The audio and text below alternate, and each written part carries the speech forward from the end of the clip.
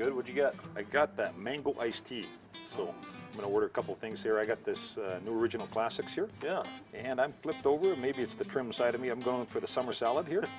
And you're giggling still. I am. But since you're buying, Yeah. I'm going to get this creamsicle cheesecake. Haven't been able to take that off of this either. That looks pretty good. I may have a little bit of that, but I'm paying it. But no gardening. I know you might garden. No garden it since it was your job. I'll hold on. I've been eyeing this linguine suprema from the full menu. I'm going to have that, throw a little bit of chicken on there. Maybe I'll slender up a little bit. You can add on, I'll slender off. I might dive into that too. That's right. Bob, I want to dive right into this. We know we're going to have some fun in this little piece right here. You're smirking already. That's right. You know I am. And I know you are too. Let's talk about some memorable moments. What's your most memorable moment as a player? For me, not even close. 88, because I'd never won the Grey Cup before. And so there's a gentleman by the name of Steve Rodehuskers. Steve and I, well, he was my best man at the time. And unfortunately lost Steve a number of years ago. And being the best man playing right beside me at right tackle at the time.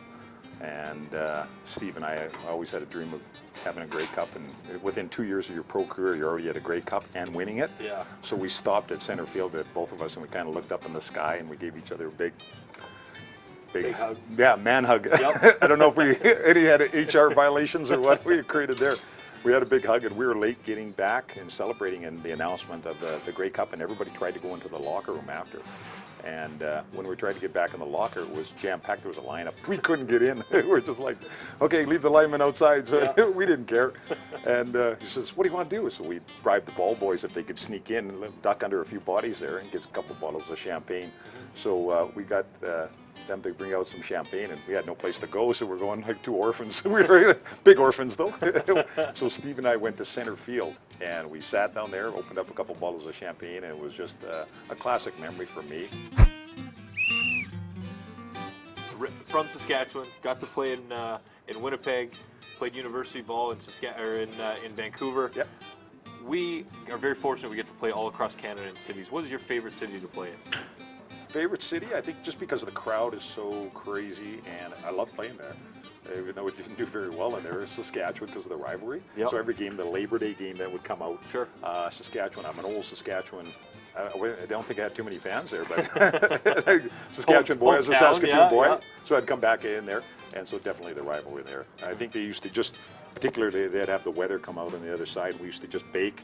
It used to be a 35-degree temperature day, sure, and we'd bake on it. Exactly. And on the other side, I think they were sitting in the shade, drinking coolers and stuff like that, enjoying it, and they'd beat the hell out of us all the other side. So by far the best game for me. I enjoyed it. But the hype, you know, you had people partying all through the night. That was the worst thing you could do in a hotel in Regina. You wanted to go like to Moose Jaw or something because they were celebrating. You could hear them all night long. They'd wake you up and call you and everything.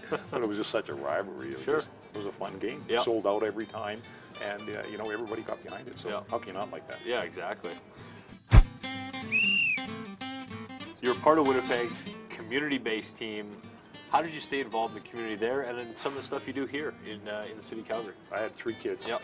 And they're kind of just about empty nester now. The last one's just leaving. How fast that goes. I started actually. Started in Winnipeg. There was a team in Fort Garry. They didn't even have a Pee Wee team when I was there, and I wanted my youngest boy to play, or my oldest boy rather, to play football. And Ryan had. So I started a little team at Fort Garry Lions. They didn't have a Pee Wee team. Started that. Played there for a couple of years. So I'd coached football all the way through, and then, in fact, I've coached community football in Calgary here for, geez, the last 8 years or 10, and on top of that, we in high school the last 3 years. So I've been fortunate enough to even coach my youngest boy. Sure. Won the provincial championships here the last 2 years with the high school with Rundle. Right. So I've been involved in football, coaching with different levels all the way through. Yeah, that's great. And giving back to the community is so key, right? Obviously, I mean, especially with kids. I got to tell you the truth. I never thought of giving back to the community. I was having more fun than the kids were. Sure, it's almost like you're taking, but you're giving, right? Exactly. Yeah. People say, "Oh, it's so good that you're a volunteer." What are you talking about? I have more fun than they do. Let's grab a bite to eat. Thank you. That's good. Yep. Don't hold back on that salad. Time to dig in. I will. You're paying, remember? That's right. That's right. I'm paying. That does look good. Oh, yeah. A little linguine, huh? Told you it was going to be good.